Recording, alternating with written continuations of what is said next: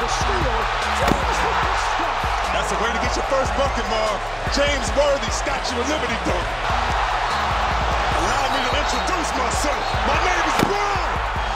Terry Stotts calling timeout for the Blazers.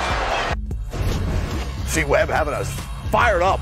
Welcome on in. Discussing the biggest stories of the day, including LeBron's Laker debut and setting the table for a busy Friday night in the NBA.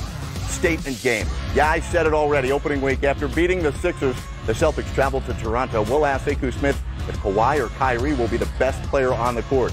Warrior Challenge. Are the Jazz the biggest threat to the champs? A preview of tonight's showdown out west.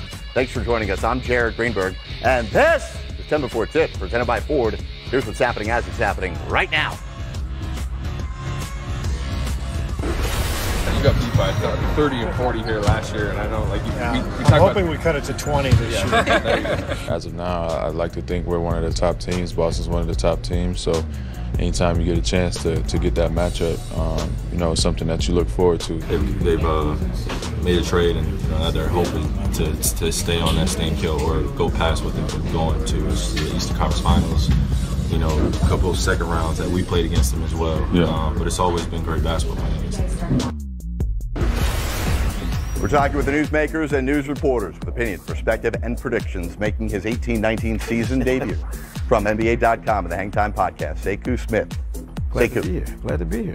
Who will be the better player on the court tonight? Kawhi versus Kyrie.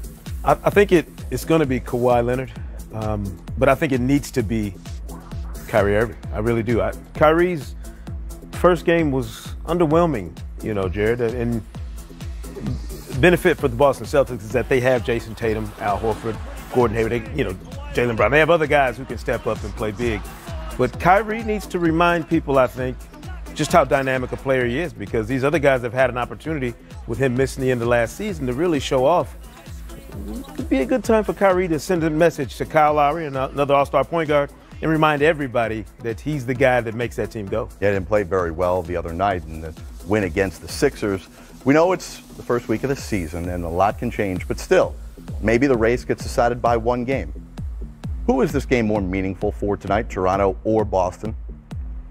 I think it's a huge statement game for both of them, but I think Toronto's the team that has to assert themselves and let everybody know that just because things have changed, Dwayne Casey's gone, DeMar DeRozan's gone, Kawhi Leonard's in there now, Danny Green's there, you got some different faces, they're still a viable option for the top seed in the Eastern Conference. You go out there and make that statement tonight just to put a little doubt in everybody else's mind that this team is going anywhere. They need to make sure they remind everybody, including Boston, that they're not going anywhere and they're going to be a part of that mix for the top spot in the Eastern Conference. 2 games into his head coaching career in the NBA, Nick Nurse has already made a change. After putting Serge Ibaka on the bench, coming off the bench for the first time since 2011 the other night, Serge Ibaka back in the starting lineup for game number 2.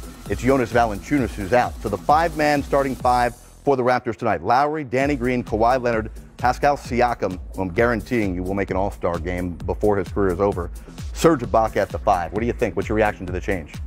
I like it, mostly because if you look around the entire league, Jared, people are going to smaller lineups. They're going with a smaller, more mobile group that can switch everything and get up and down the floor a little bit quicker. It makes sense. And I don't know that Serge Ibaka at this stage of his career, Jared, is the kind of guy you can play around with his role on your team. He has to have a defined, very specific defined role on this team. With Kawhi Leonard now in the mix, you don't want to do anything to upset the chemistry of what you might be trying to build there. You keep Serge as your 5 in that starting lineup. Word out of Toronto is that Boston will keep the same starting lineup as game 1, which means they continue to go small with Al Horford starting at the 5 position and Baines